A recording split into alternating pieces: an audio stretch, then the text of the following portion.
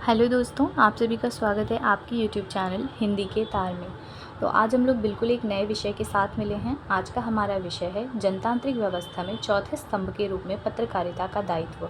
अर्थात आज इस वीडियो के माध्यम से हम यह जानने का प्रयास करेंगे कि जनतांत्रिक व्यवस्था में चौथे स्तंभ के रूप में पत्रकारिता के क्या क्या दायित्व हैं, क्या क्या जिम्मेदारियाँ हैं। ठीक है, जनतांत्रिक व्यवस्था अर्थात प्रजातांत्रिक व्यवस्था भी इसे कहा जाता है। ठीक है, तो आइए चलिए इसी के साथ हम शुरू करते हैं और आशा करूँगी कि यह वीडियो आप लोगों को पसंद आए, क्योंकि ये बहुत ही सरल भाषा में मैंने आप लोगों की समझ के लिए लिखा है। ठीक है, तो आइए चलिए फिर शुरू करते हैं। जनतंत्र में पत्रकारिता का विशेष महत्व है। समय और समाज के संदर्भ में सजग रहकर नागरिकों में दायित्वबोध कराने की कला को पत्रकारिता कहते हैं।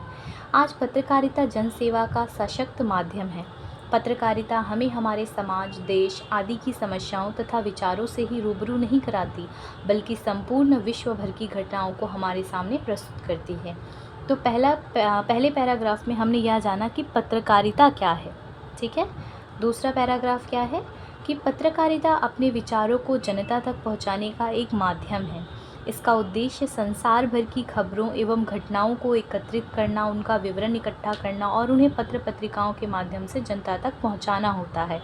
आज पत्रकारिता एक ऐसी शक्ति बन गई है जो समाज की कमियों, गलतियों और कुरीतियों को उजागर करके उन्हें दूर करने का प्रयास करती है। ठीक है, तो इस दो पैराग्राफ में हमने यह जाना कि पत्रकारिता क्या है, उसके क्या क्या काम है, वो किस प्रकार से लोगों के साथ जुड़ी हुई है। ठीक है, आशा करती हूँ समझ में आया हो। नहीं आया हो तो कमेंट सेक्शन में कमेंट करिएगा, वापस से समझाऊंगी। आगे बढ़ते हैं। पत्रकारिता के उदय से पूर्व लोकतांत्रिक व्यवस्था को सुचारू रूप से चलाने के लिए 3 स्तंभों व्यवस्थापिका, कार्यपालिका और न्यायपालिका का होना आवश्यक था।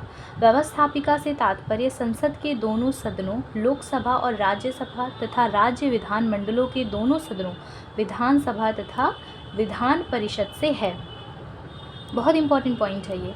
ठीक है, केंद्र व्यवस्था राज्यों में शासन को स्थापित करने तथा गति देने के उद्देश्य से व्यवस्थापिका अनेक नियम बनाती है। इन नियमों का उद्देश्य जनकल्याण करना और सरकारी तंत्र को स्थिरता एवं शक्ति देना है। व्यवस्थापिका द्वारा निर्मित नियमों एवं अधिनियमों के अनुपालन का उत्तरदायित्व कार्यपालिका के विभिन्न अंगों पर निर्भर करता है। कार्यपालिका का दायित्व है कि व्यवस्थापिका ने जो भी नियम बनाए हैं उनका अनुपालन करे तथा उल्लंघन करने वाले व्यक्तियों के विरुद्ध नियमानुसार कार्यवाही करे। इसके विपरीत न्यायपालिका का कार्य व्यवस्थापिका द्वारा पारित अधिनियमों के संदर्भ में उत्पन्न संवैधानिक अथवा कानूनी भ्रांतियों का निराकरण करना है। पत्रकारिता के प्रजातांत्रिक व्यवस्था में चौथे स्तंभ के रूप में काम करती है। पत्रकारिता का जन्म शासक और शासित के मध्य समझदारी, समन्वय तथा तारतम्यता बनाए रखने के उद्देश्य से हुआ है। चूँकि लोकतंत्र शासन व्यवस्था में सामान्य लोग अपने मतदान के अधिकार का प्रत्यक्ष अथवा अप्रत्यक्ष रूप से प्रयोग करके अपने शासकों का चुनाव करते हैं, यह आवश्यक भी हो जाता है कि शासक यह समझे कि शासित क्या चाहते हैं और शासित भी यह जाने कि उनके शासक उनके और देश के लिए कैसे काम कर रहे हैं। शासक और शासित के मध्य पत्रकारिता से ही एक प्रत्यक्ष संवाद संभव है। पत्रकारिता वह माध्यम है जो जनता की भावनाओं को शासकों तक पहुंचाता है और शासकों पर जनता की भावनाओं के अनुकूल नीति निर्धारण करने का दबाव बनाता है। इसी प्रकार शासक देश की अर्थ, सुरक्षा, शिक्षा एवं विदेशी नीति को किसी देश में भी, किसी दिशा में भी ले जाना चाहते हैं। ठीक है, इसकी संपूर्ण जानकारी पत्रकारिता के माध्यम से हो पाती है। लोकसभा और राज्य विधान मंडलों में होने वाली नीतिगत गंभीर बहस तथा अन्य अनेक ज्वलंत मुद्दों पर होने वाली चर्चा से पत्रकारिता ही लोगों को परिचित कराती है और उनकी प्रतिक्रिया भी शासकों तक पहुंचाती है। ठीक है, जनतांत्रिक व्यवस्था में पत्रकारिता का सर्वाधिक महत्वपूर्ण कार्य जनतंत्रीय मूल्यों की स्थापना और उनकी रक्षा करना है। एक ओर पत्रकारिता शासकों के निजी एवं सर्वाधिक आचरण पर नियंत्रण रखता है और उन्हें साफ सुथरी शासन की प्रक्रिया को स्थापित करने के लिए बाध्य करता है। वहीं दूसरी ओर लोगों को उनके जनतांत्रिक अधिकार और कर्तव्यों से अवगत कराता है। लोगों में राजनीतिक एवं सामाजिक चेतना का प्रसार करता है।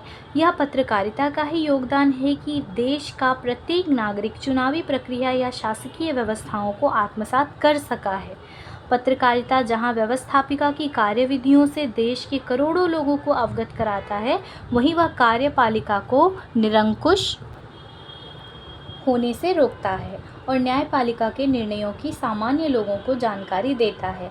पत्रकारिता नियंत्रण और संतुलन के सिद्धांत को अपनाते हुए जनमानस की उग्रता और शासक वर्ग की उच्च श्रृंखलता पर लगाम लगाता है। लोगों में करण को बलवती रूप प्रदान करने का कार्य भी पत्रकारिता करती है। वर्तमान में एक समाज के लोगों को दूसरे समाज के लोगों के निकट लाने में पत्रकारिता की महत्वपूर्ण भूमिका रही है। जैसा कि आप देख रहे हैं, नीचे मैंने एक छोटा सा डॉक्टर उमेश कुमार जैन के शब्दों का मतलब उनके कुछ शब्द हैं, उन्होंने कुछ वाक्य कहे हैं पत्रकारिता के संदर्भ में, जिसे आप उत्तर में निष्कर्ष में डाल सकते हैं। इससे आपको अच्छे अंक मिलेंगे परीक्षाओं में। ठीक है, क्या कहते हैं कि प्रेस जनता वह संसद है जिसका अधिवेशन कभी भी समाप्त नहीं होता है। जनतांत्रिक व्यवस्था को चलाने वाले जैसे नेता जनता के द्वारा चुने जाते हैं। इसी प्रकार से जनतांत्रिक व्यवस्था में चौथे स्तंभ के रूप में पत्रकारिता क्या दायित्व है, यहाँ पे समाप्त होता है। आप लोगों ने देखा पत्रकारिता का दायित्व, पत्रकारिता का बहुत बड़ा योगदान है जनतांत्रिक व्यवस्था में या प्रजातांत्रिक व्यवस्था में। किस प्रकार से वो लोगों को सरकार के साथ जोड़ती है या सरकार की बातों को लोगों तक पहुँचाती है और लोगों की बातों को सरकार तक पहुँचाती है और लोगों को यह अधिकार प्राप्त होता है कि वह उन्हें समझे। ठीक है, इसी के साथ आप लोगों से नेक्स्ट वीडियो में मिलूँगी। Thank you.